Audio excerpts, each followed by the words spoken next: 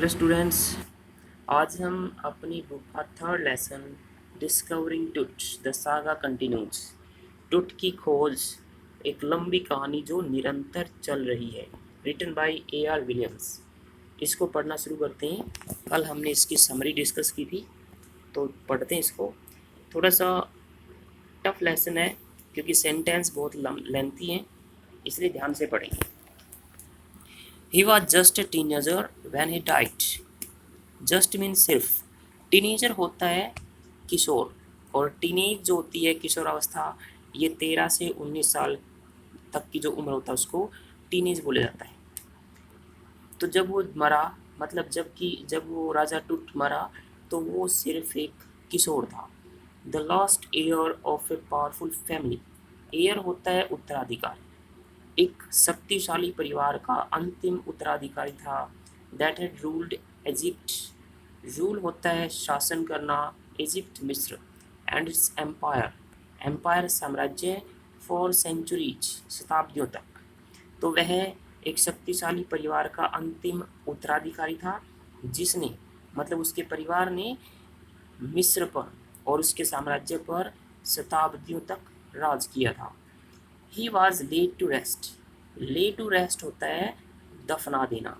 Laden लाद कर, with gold सोने से, एंड इवेंचुअली आखिरकार, फॉरगॉटन भूल जाना। तो उसे सोने से लाद कर दफना दिया गया और आखिरकार भुला दिया गया। Since the discovery of his tomb. Since होता है से लेकर, डिस्कवरी खोज, टूम होता है कब्र या मकबरा। 1922 में उसकी कब्र की खोज से लेकर द मॉडर्न वर्ल्ड आधुनिक संसार हैज स्पेक्यूलेटेड। स्पेक्यूलेट होता है थॉट सोचना। तो 1922 में उस पे मकबरे की खोज से लेकर आधुनिक संसार ने सोचा है about what happen to him, इसके बारे में कि उसके साथ क्या हुआ था। तो 1922 में उसकी कब्र की खोज से लेकर ही आधुनिक संसार ने यह सोचा है कि उसके साथ क्या हुआ था। With murder being the most extreme possibility. Murder हत्या, एक्सट्रीम होता है ज़्यादा, अत्यधिक, जिसमें उसकी हत्या को सबसे ज़्यादा, हत्या का सबसे ज़्यादा संभावना है। तो संसार ने कहता है कि 1922 में जब उसकी मकबरे की खोज हुई थी, तब से लेकर ही संसार ने उसके बारे में सोचा है कि उसके साथ क्या हुआ होगा। और इसके अंदर उसकी मृत्यु जो थी वो एक हत्या थी, इसके बारे में सबसे ज़्यादा संभावना बनी हुई है। Now leaving his tomb for the first time. अब लीव होता है छोड़ना। अब पहली बार अपनी कब्र को छोड़कर, इन ऑलमोस्ट 80 ईयर्स, लगभग 80 साल में। तो अब लगभग 80 साल के बाद पहली बार अपनी कब्र को छोड़कर टुट हैज अंडरगोन। अंडरगो होता है गुजरना। ए सीटी स्कैन, सीटी स्कैन से डेट ऑफर्स, ऑफर प्रदान करना। न्यूक्लूज, क्लू होता है संकेत चिन्ह, about is life and death.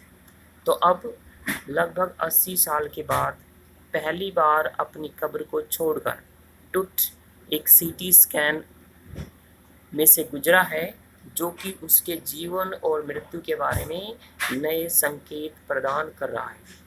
तो 80 साल के बाद उसको उसके शरीर की एक सीटी स्कैन की गई, जो कि उसके जीवन और मृत्यु के बारे में नए नए चिन्ह प्रस्तुत कर रहा है।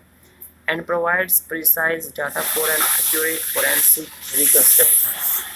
प्रोवाइड होता है उपलब्ध कराना, प्रिसाइज सही, डाटा होता है आंकड़े, एक्यूरेट सही, फोरेंसिक होता है नैदानिक, रिकंस्ट्रक्शन पुनर्विस्थापन, पुनर्स्थापना of the boys, boys mean लड़के, फरो राजा।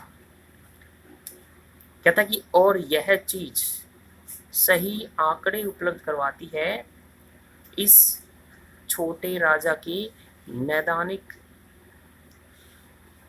पुनर्स्थापन के बारे में। तो इसको दोबारा देख लेंगे हम। And provides precise data for an accurate forensic construction of the boys pharaoh. और कहता है कि ये चीज़ें इस छोटे राजा की सही नैदानिक पुनर्स्थापना या पुनर्विश्लेषण के बारे में बिल्कुल सही आंकड़े प्रस्तुत करवा रही है। जो भी चीज़ें अब उसके बारे में खोज की जा रही हैं वो इस लड़के के बारे में सही चीज़ें प्रस्तुत करवा रही हैं। फोरेंसिक होता है किसी भी जुर्म की तह तक जाने के लिए जब किसी व्यक्ति के शरीर की पूरी तरह से जांच की जाती है। तो जब उसके शरीर की पूरी तरह से जांच की गई तो ये जांच उसके बारे में सही आंकड़े प्रस्तुत करवा रही है। An angry wind stirred up ghostly dust devil as King Tut was taken from his resting place in ancient Egypt, cemetery known as the Valley of the Kings. An angry wind, एक गुस्सैल हवा, stir up होता है झकझोर देना, हिला देना, ghostly दानव रूपी, डस्ट धूल, डेविल होता है राक्षस। तो एक गुस्सैल हवा ने धूल रोपी दानव को झकझोर दिया जब राजा टुट को taken from his resting place, उसकी कब्र से, रेस्टिंग प्लेस कहाँ था उसका, कब्र, जब उसकी कब्र से निकाला गया इन द एंशियंट, प्राचीन इजिप्शियन, मिस्र के सिमेट्री होता है शमशान घाट, known as the valley of the kings. तो एक गुस्सैल हवा ने धूल रूपी दानव को झकझोर दिया जब राजा टुट को उसकी कब्र से निकाला गया, और उसकी कब्र कहाँ थी, प्राचीन मिस्र के एक कब्रिस्तान में जिसे वैली ऑफ द किंग्स के नाम से जाना जाता है। Dark bellied clouds had skirted across the desert sky. Dark bellied, belly होता है वैसे पेट, तो डार्क बेलिड काले पेट वाले बादल, स्कड, स्कड होता है रेस स्विफ्टली, तेजी से दौड़ना, across the desert sky, desert sky mean धूल भरे आसमान में, ऑल डे पूरे दिन, and now were veiling, veil होता है ढक देना, द स्टार्स सितारों को, इन कैस्केट ग्री, कैस्केट होता है बॉक्स, ग्री मीन भूरा रंग। तो काले पेट वाले बादल उस धूल भरे आसमान में पूरे दिन तेजी से उड़ रहे थे, और उन्होंने अब एक भूरे रंग के बक्से से तारों को भी ढक लिया था। भूरे रंग का बक्सा किसको बोला गया है, धूल आसमान में चढ़ गई थी और उस धूल के कारण जो तारे थे वो ढक गए थे, तो उसको इसने भूरे रंग का एक बॉक्स बोला है। इसलिए कहता है काले पेट वाले बादल जो कि धूल भरे आसमान में पूरे दिन तेजी से दौड़ लगा रहे थे, उन्होंने अब एक भूरे रंग के बक्से से तारों को भी ढक लिया था। It was 6 PM on 5 जनवरी 2005। यह 5 जनवरी 2005 को शाम के 6 बजे का वक्त था। The world's most famous mummy, mummy होता है मृत शरीर, तो संसार की सबसे प्रसिद्ध मम्मी ग्लाइडेड, चमकदार, हेड सिर फर्स्ट इनटू ए सीटी स्कैनर, तो संसार की सबसे प्रसिद्ध मम्मी के चमकदार सिर को पहले एक सीटी स्कैनर में डाला गया। ब्रोट हियर, जिसे यहाँ लाया गया था। टू प्रोब, प्रोब होता है जांच करना। लिंजरिंग, लिंजरिंग होता है रिमेनिंग, बनी रहने वाली। मेडिकल मिस्ट्रीज, मेडिकल के रहस्य। तो संसार की सबसे प्रसिद्ध मम्मी के चमकदार सिर को पहले एक सीटी स्कैनर में रखा गया और उसे यहाँ पे लाया गया था मेडिकल जगत की बनी रहने वाले रहस्यों की खोज करने के लिए। Of this little understood young ruler, little understood mean थोड़े समय के लिए जाने गई, इस थोड़े समय के लिए जाने गई छोटे शासक के बारे में।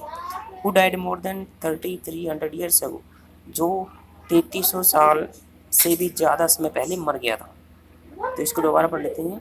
संसार की सबसे प्रसिद्ध मम्मी के चमकदार सिर को पहले एक सीटी स्कैनर में डाला गया और उसे यहाँ पे लाया गया था ताकि इस छोटे शासक जिसे थोड़े समय के लिए जाना गया था और जो 3300 साल से भी ज़्यादा साल पहले मर गया था, उसके बारे में जो मेडिकल जगत के रहस्य बने हुए हैं उनकी जांच की जा सके।